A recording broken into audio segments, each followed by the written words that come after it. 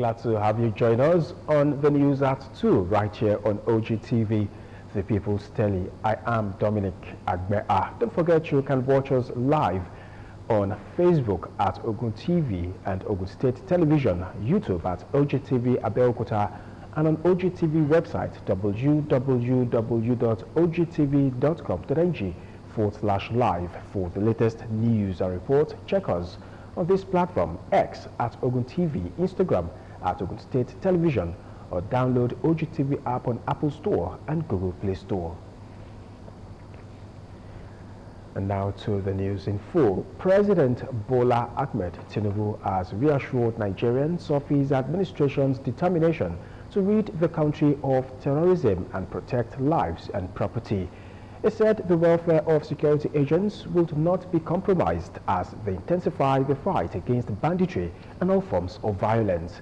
The president said the evolving security challenges that daily confront us as a nation can only be tackled through a collective effort. He urged security agents to remain courageous and patriotic. President Tinubu spoke during the 2025 Regimental Dinner Night as part of events marking the Armed Forces Remembrance Day in Abuja. Meanwhile, Vice President Kashim Shettima laid a wreath at the National Cenotaph, Eagle Square, Abuja, to mark the 2025 Armed Forces Remembrance Day. The Armed Forces Remembrance Day is an annual event organized to honor members of the Nigerian Armed Forces and their veterans. To commemorate the day, significant events are held at the federal, state, and local levels. The day's activities include military parades featuring a guard of honor from the Nigerian Army, Nigerian Navy, and Nigerian Air Force. The wreath-laying ceremony by the President of Nigeria at the National Cenotaph in Eagle Square, Abuja, is the highlight of the day. Similar ceremonies are conducted at 36 federal cenotaphs across the country, where special Armed Forces Remembrance Day events take place. The Nigerian Legion, a veterans association that organizes various activities on this day, also received significant recognition. Each year, on January 15th, the Nigerian military gathers to observe Armed Forces Remembrance Day. The day is dedicated to celebrating military heroes of the Nigerian Armed Forces who made ultimate sacrifice for the nation. It is also a day to honor the military personnel currently serving on the front lines in various locations to protect the country. And to Ogun State now, the federal government and Ogun State government are working on 4 additional housing estates in Abeokuta, Ijebu-Ode, and Aton Lusada in Ado-Dota local government area of the state. The State Commissioner for Housing, Jagumolu Jamiu Omoni, in an exclusive interview with Ogtv News in Abeokuta, said this is a boost to the projection of the administration of Prince Dakwa Abiodun towards the delivery of 5,000 to 10,000 affordable housing units to the people. Fowora Adisol reports. People now prefer to live in Ogun State and work in Lagos State. It used to be a backwater state, sleepy and devoid of scenery. Now a secure, huge industrial and construction site with prosperous, enduring landscape full of activities and assurance for a better tomorrow. Ogun State is adjudged as one of the safest to live, and that is because the government of President Abiodun takes much interest in the safety of life and properties of our people. This is now the state of level of work and turnaround at the President Muhammadu Buhari Estate, Kobakwe Road, Abeokuta, from its mere giant fencing and huge inscription stage of the years past. 155 stand-alone duplexes are now on the site, complemented by the state-of-the-art equipment with sales already ongoing. While our houses, the carcass, is going to two-bedroom carcass expandable unit, is going for about 15-16 million today. The federal government says they are owned for about 22 million.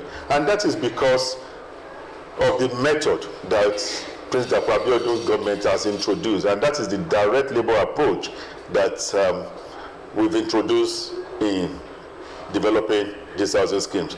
And we are not just building houses, we are providing employment to direct labor artisans.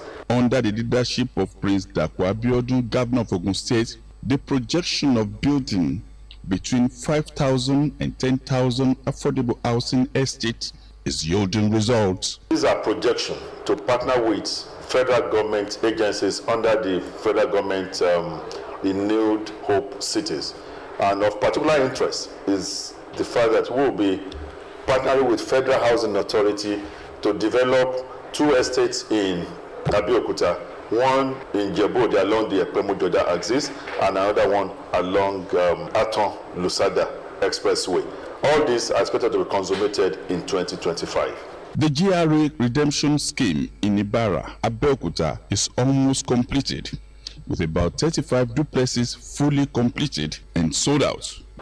Our Kobape Phase 3 is almost completed, and we propose to do that on or before the end of June 2025. Gateway Aviation Village is also very much on course, it's about 98% level of completion. By the end of this month, it should be ready for occupation. The Shagamu Prince Court Estate is also completed. That of Ilaro is also completed and ready for habitation. Jagumolu Omuniyi said Ogun State remains one of the safest states in Nigeria, adding that bureaucracy is lessened on the access to various housing products offered by his ministry. Adefowora Adesanwo, Ogtv News. Still on housing, the Ogun State Housing Corporation, in conjunction with Kenvik Consulting, has organized a 2-day retreat for the senior management staff titled Understanding 21st Century Business Approach to Service Delivery on how the corporation can be a people-oriented, business-friendly environment and facilitator of ease home ownership in Ogun State. The General Manager of Ogun State Housing Corporation, Savio Wale Ojo, said it will ensure that the people in the state own or have access to decent and safe housing accommodation at affordable cost with secured land tenure. Our reporter, Nkema Guru, was part of the dissemination meeting and now reports. The Ogun State Housing Corporation aim is to increase the availability of residential and commercial homes as well as industrial buildings for acquisition by the public. To achieve this, the corporation is empowered by law to assist the citizenry and educate them on deliverables such as acquisition, development, construction, and management of residential, commercial, and industrial estates. In his opening remarks, the General Manager of Ogun State Housing Corporation, Savio Wale Ojo, said the importance of the retreat is to share knowledge and make the corporation topmost in their service delivery while maintaining a high level of integrity and professionalism in their conduct. These 2 days, to me, very key and very strategic. We need to also ensure that we put our visions on the front burner, look at it, review them, and see how we'll be able to, achieve our set goals for the year. And of course, bottom line, it's how to achieve a more results, oriented year, whereby at the end of the year, of course, quarterly, we do a sort of appraisal, and we also need to use these 2 days to map out what we need to, how we need to drive, and we need to tread, in this year, be facilitating few of the things we're going to discuss here. These are seasoned, administrators, successful business personnel in their own world. The team facilitator, Alhaji Adekunle Adegbite, commended the management staff. We have brought the management together.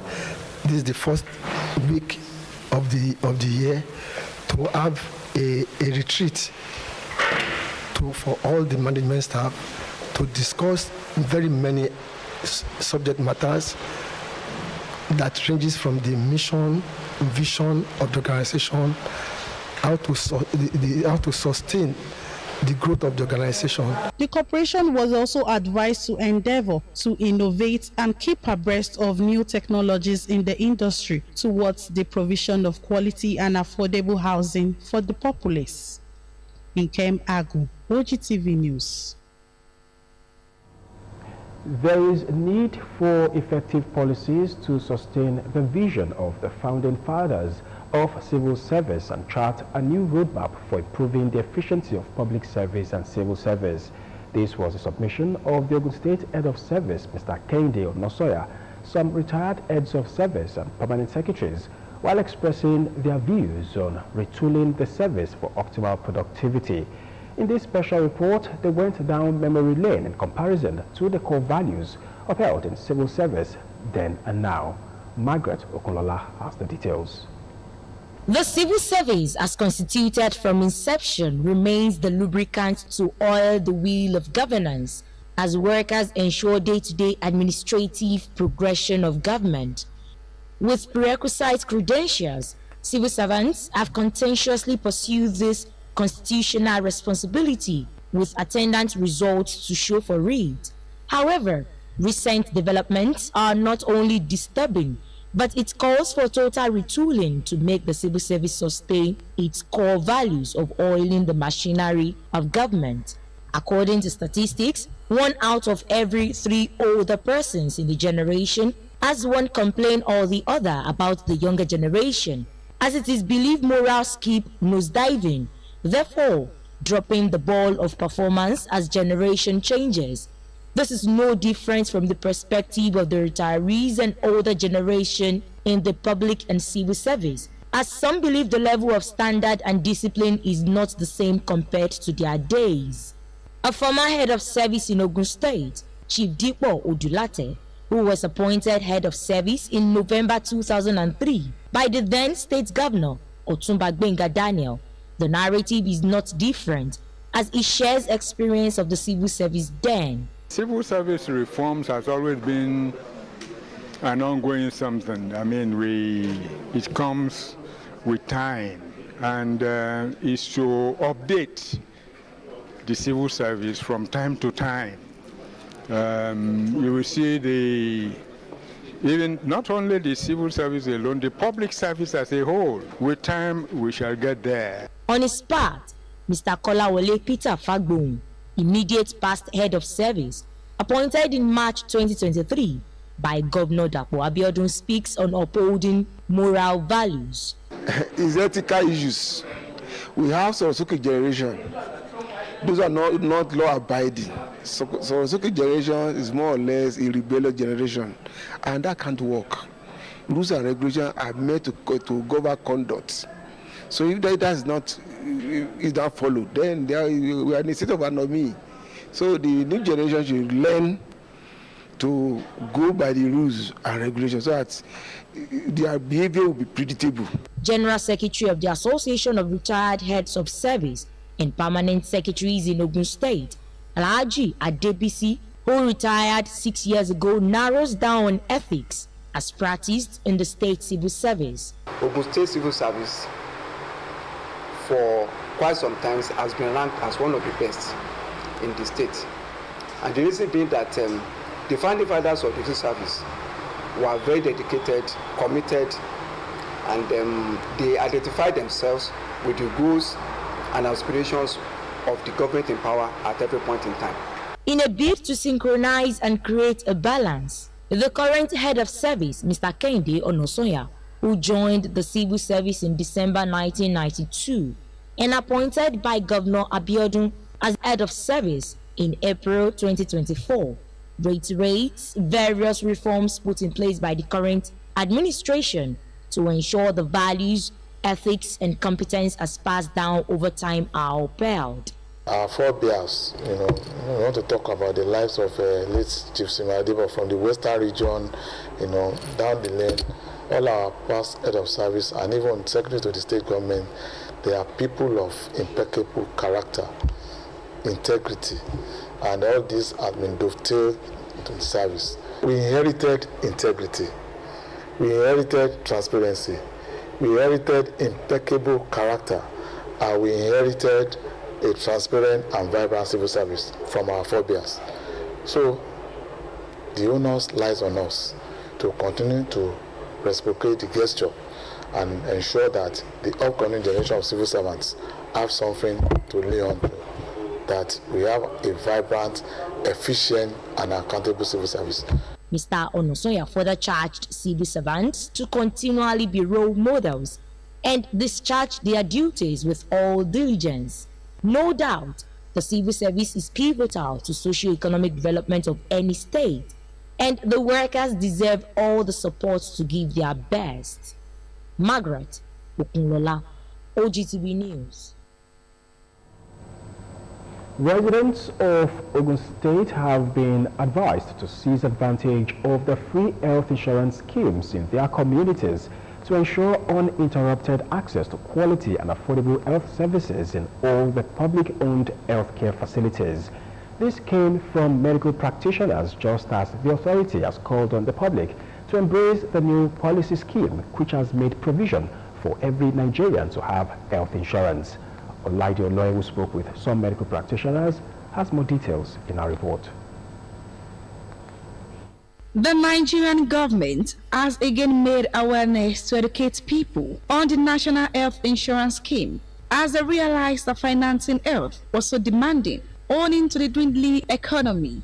The establishment of the scheme was maximal to ensure easy and qualitative access to efficient healthcare deliveries, such that catastrophic out-of-pocket expenditure of households on health could be reduced drastically. Commissioner for Health in Ogun State, Dr. Tomi Kuka, speaks about the importance and the future of the healthcare insurance scheme. Easy access to healthcare is multifaceted.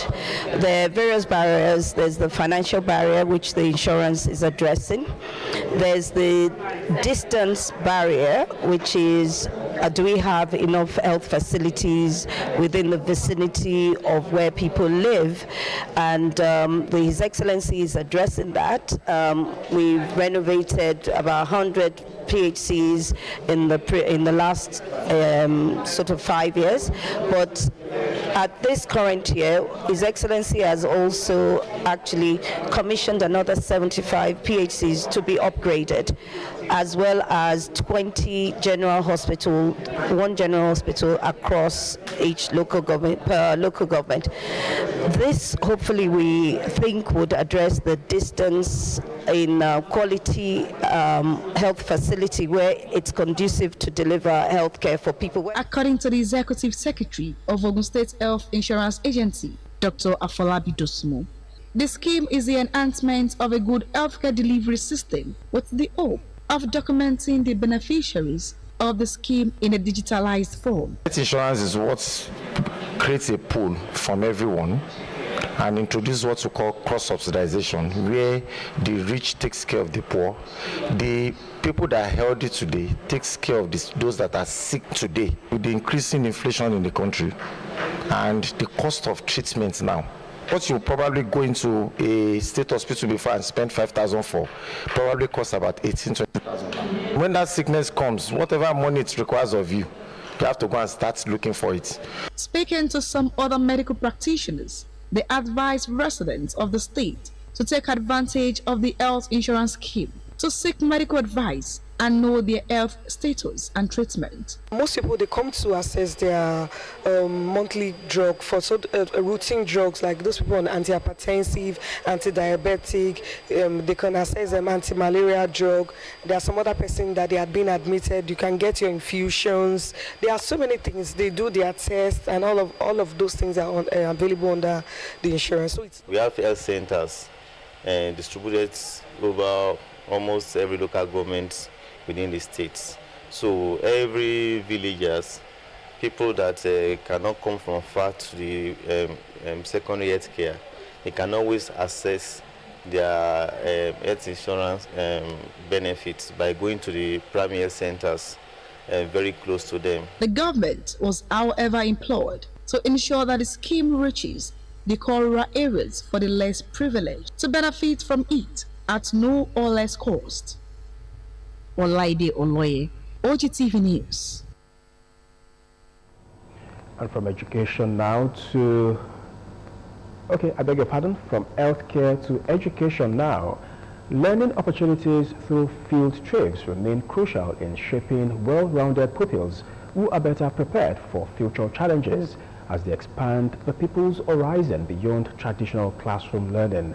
As part of efforts to broaden their knowledge and understanding of media operations, pupils of the Noble Children Islamic School, Elega, visited Ogun State Television, experiencing first-hand how broadcasting works, touring various departments of the station, including the newsroom, library, studio, and master control room.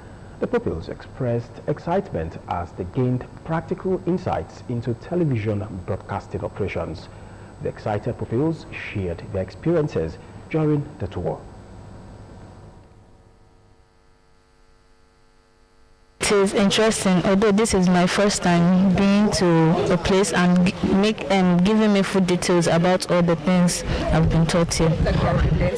I learned that all what you look on our televisions will gather in one room.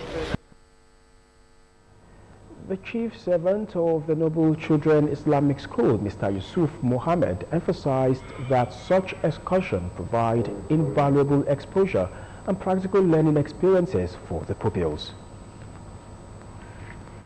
If it will sink into their memories throughout the rest of their life, and we decided to come to Ogtv. And you know, when people say Tiwa Tiwa, definitely we love to be here today. They derive a lot of knowledge from television, and I believe what they see, it is hard to be hard for them to forget easily. The visit serves as an eye-opener for the young learners, piquing their interest in media-related careers, as well as emphasizing the importance of periodical exposure to learning outside the classroom. And to the foreign scene now, South Korea's Yoon Suk-yeol has become the country's first sitting president to be arrested, ending a week-long standoff between investigators and his presidential security team. Yoon, whose failed attempt to impose martial law plunged the country into turmoil and saw him impeached by parliament, is being investigated on charges of insurrection. He is, however, still technically the president, as a constitutional court has to decide whether his impeachment is valid. Investigators used ladders and wire cutters in the freezing cold to get to Yoon, whose presidential security service had erected barricades in a bid to thwart his arrest.